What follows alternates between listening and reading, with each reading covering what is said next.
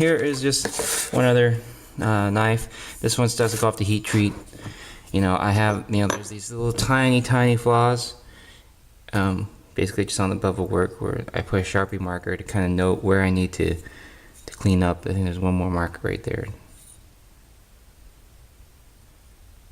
And then that's just kind of like I go over and I just, you know, just in the daylight after I'm out of the shop, I just kind of pick at it. This one here is N690, 4mm. It's very nice. I try to make it slightly larger for the individual. But it's funny because just people still hold it and they say it feels really comfortable, so that's great to hear. There's still there's like a slight unevenness right here on the, but I mean it's not sharpened. It doesn't have an edge because heat treat. So once I get it back, I'll finish off smoothing and kind of there's like a little dip right there, and I'll clean it all up right there, and of course sharpen it. I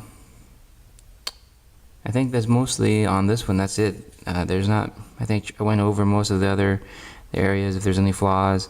If anything, it's mostly just slight bevel work. I showed the individual. Again, they love it. When I'm done with it, we'll see.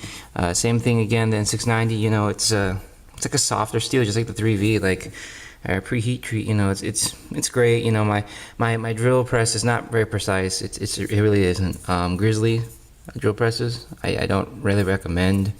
To me, they still feel at that level of like hobby and crafts, even though they're expensive and they're large. They, you know, it's like a 500-pound machine. It's just not able to make precise. You know, the drill still kind of moves around too much, and I just think it lacks some precision. And so a lot of this ends up being by eye. Like literally, you know, I start drilling the hole and I hand crank it and move the surface slightly and drill a little bit more, and I move it so slightly and I adjust back and forth until the hole is actually circular and centered, which is it's even more of an issue when it comes to these softer steels such as this N690.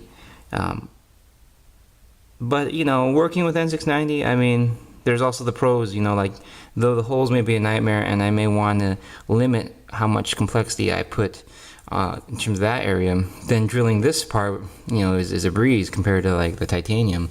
So really there is a trade-off.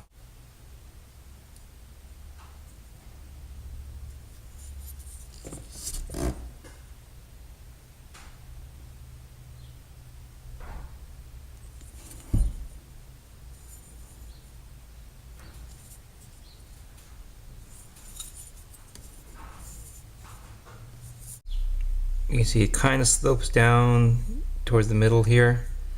They all kind of, there's a lot of like angles going out. So you can see right here, this part's much longer, so you got a lot of clearance.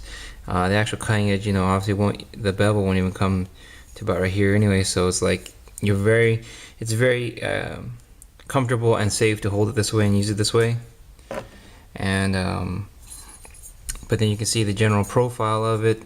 It's different, and I would say it kind of looks more stout on camera. It looks more like this way and not long, but it's longer than a normal arbiter.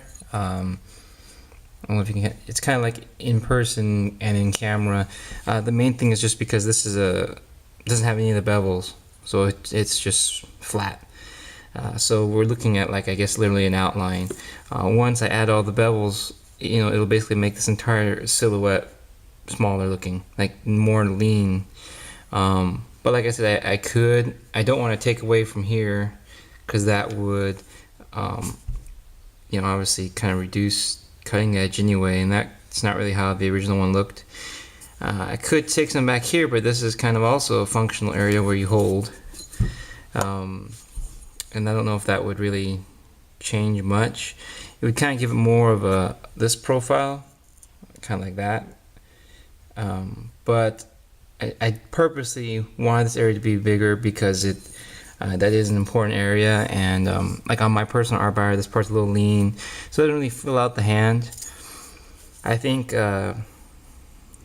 once this is finished, it'll have a nice clean look to it. Just about right there. So that's for your, and Mr. G, yours is about 5 1/2 half, just about exactly.